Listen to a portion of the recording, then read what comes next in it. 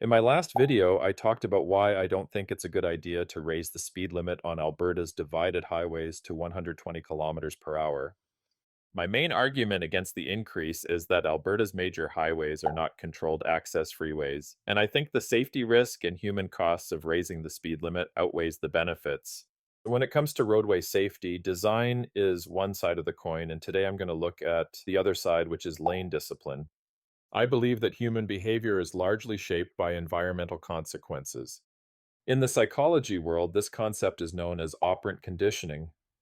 Here's an example. I think it's fair to say that most people drive above the speed limit on divided highways. People know that they probably won't get a speeding ticket if they are driving at 120 or perhaps even 125 kilometers per hour. Because they rarely, if ever, receive a penalty, the behavior is repeated and becomes the norm. If the speed limit increases to 120, I believe the new normal will become 130 to 135 without stronger enforcement because if there are no consequences, then people generally won't change their behavior. And here lies the problem. The new normal won't fit safely into our current roadway design or driving practices. I believe that collision rates, serious injury rates, death rates, and insurance rates will all rise if this limit increase happens. The best way to describe lane discipline is to watch it in motion. Look at how these vehicles interact with each other and with the roadway. Notice how the large trucks are staying to the right.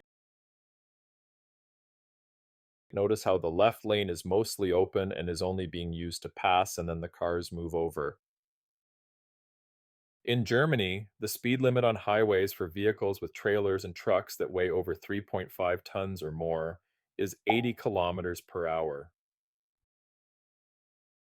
By law, these trucks must have built-in speed limiters for a maximum speed of 90 kilometers per hour and are only allowed in the left lane to make a pass. After executing an overtake, they are mandated to move right again. Their enforcement practices are layered. Marked and unmarked patrols work corridors to ensure lane discipline doesn't break down. Camera-supported segments deter weaving and tailgating. Fines are set high enough to change behavior. And critically, tachograph and roadside checks verify that trucks' speed limiters are doing their job and that drivers aren't exceeding the 80 kilometers per hour cap on autobahns. The reason this works is predictability. Vehicles behave within narrower speed bands, so passing distances shrink and merge decisions get simpler. Germany also has higher licensing standards for all motorists, mandatory rest periods for truck drivers, and strict enforcement of the left lane for both commercial and private vehicles. If Alberta moves divided highways to 120 kilometers per hour, left lane discipline isn't optional, it's safety critical. You've seen it repeatedly on divided highways, vehicles hogging the left lane, traffic stacking, drivers getting impatient and making the all too common overtake in the middle lane, and then cutting off the left lane driver.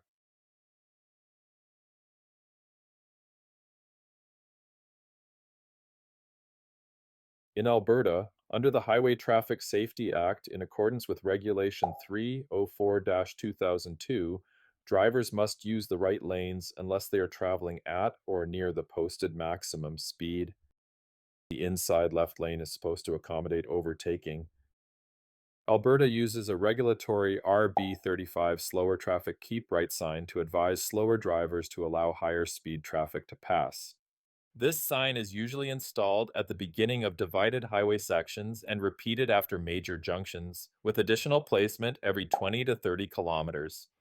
Keep right except to pass sounds simple, but it fails in practice without clear rules and consistent enforcement. Now, here's where many people make a mistake. Passing means completing the maneuver and then returning right.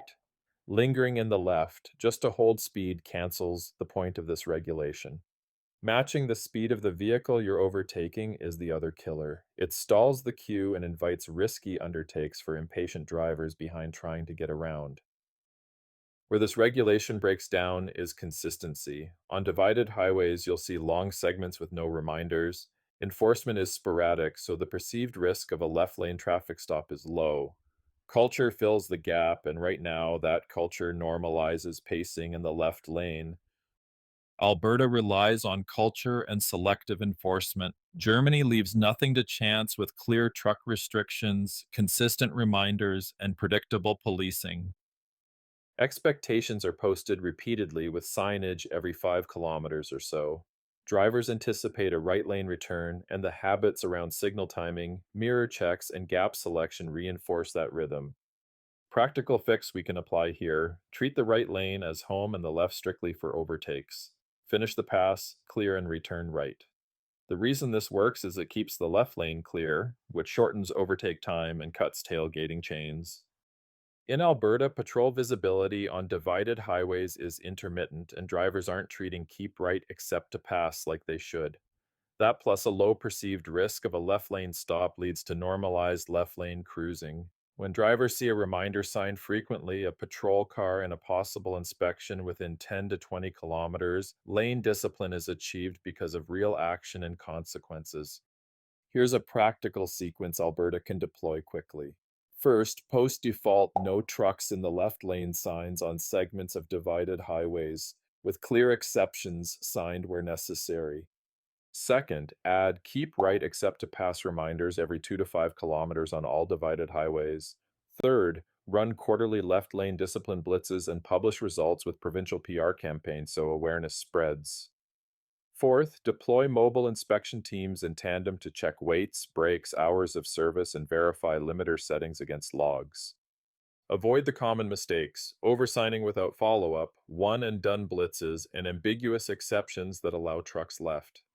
Keep the mental model very simple: right is home, middle is setup, left is pass, trucks use the right to, return right early. That clarity combined with visible checks reduces side by side conflicts, shortens overtake durations, and keeps traffic moving.